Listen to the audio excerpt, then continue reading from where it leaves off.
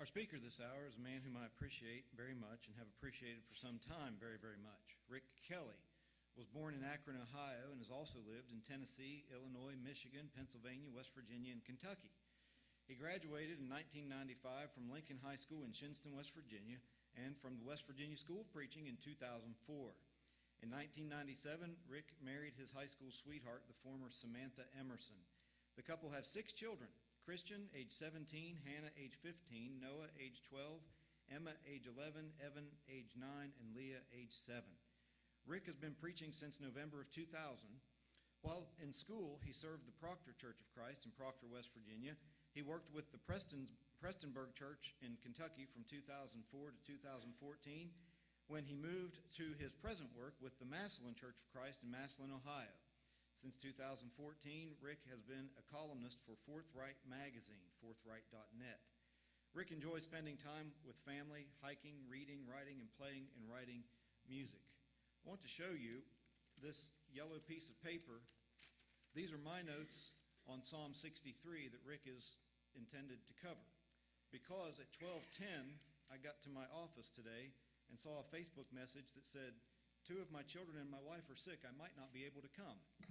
So I started scribbling notes on Psalm 63. And then I sent him a message, and he sent back that he was able to be here, and I'm very thankful for that and understand that they're feeling better, at least as far as I understand. Rick is a wordsmith. He knows how to express his thoughts well, and especially when it comes to the Word of God, both in writing and in speaking. And it's been a long time since I've heard him. I've been anxiously anticipating hearing him again. Rick?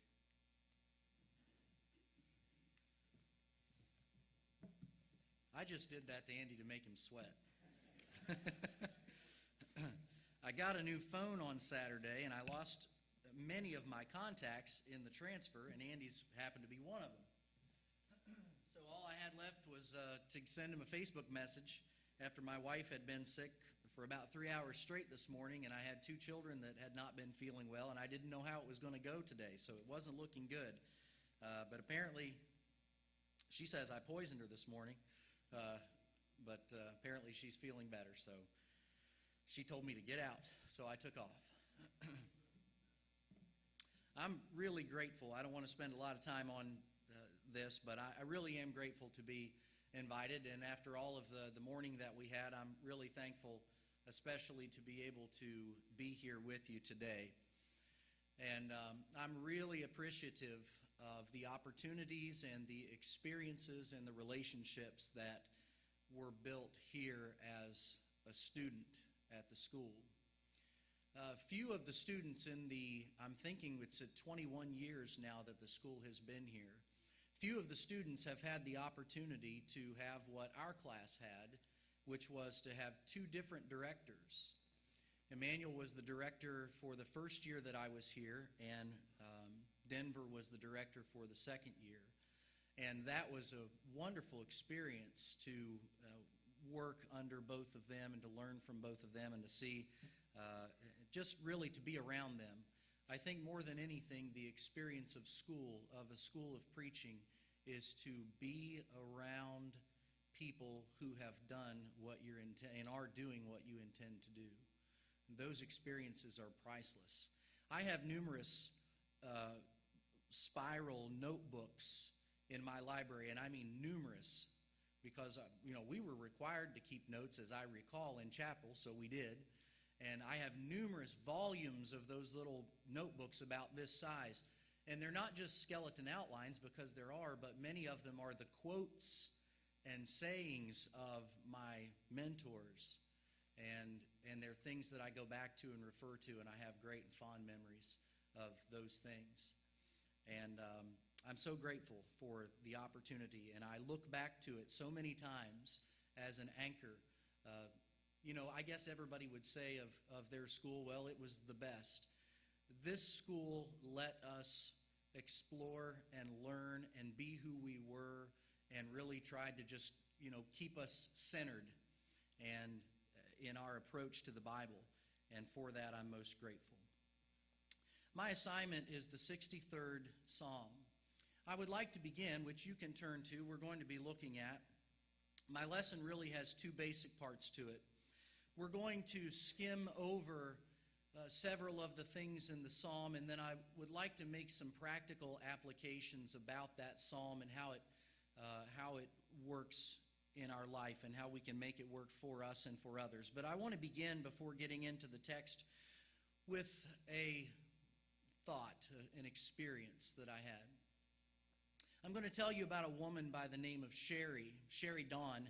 In fact, I won't give you her last name, but she has passed from this life. She died of breast cancer just a few years ago.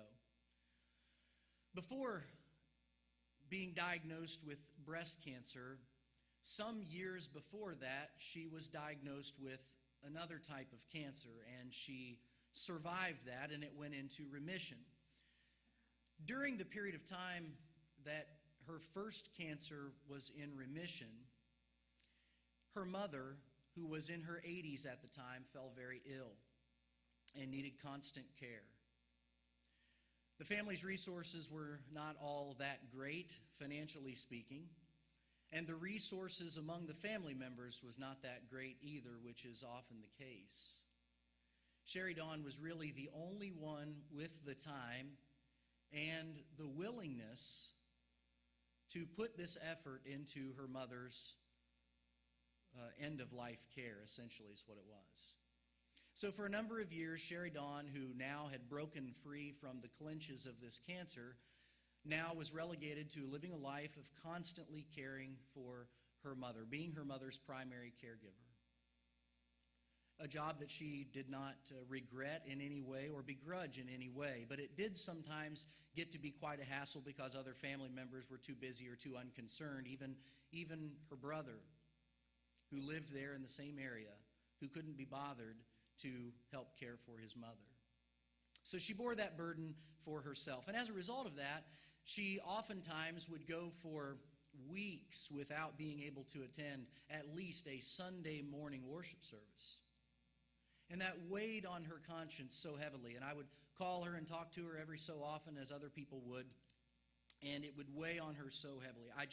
I wish that I could be there. I wish that I could find someone to help. I wish my brother would come over here on a Sunday morning and just give me a couple of hours so that I could be in worship and I could know that she was being taken care of.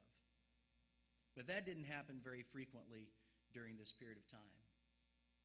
One particular period of time, when it had been several weeks, and in fact it may have been a couple of months since she had been to worship, I was leaving my house and walking across the parking lot, as many of us preachers do, walking across the parking lot for worship on a Sunday morning, and I saw her little green, beat-up Buick Regal pulling into the parking lot, and I was thrilled to see her. I was so thankful that she was able to be there for worship, and I decided that rather than go on into the building, I was just going to meet her at her car, and so I did.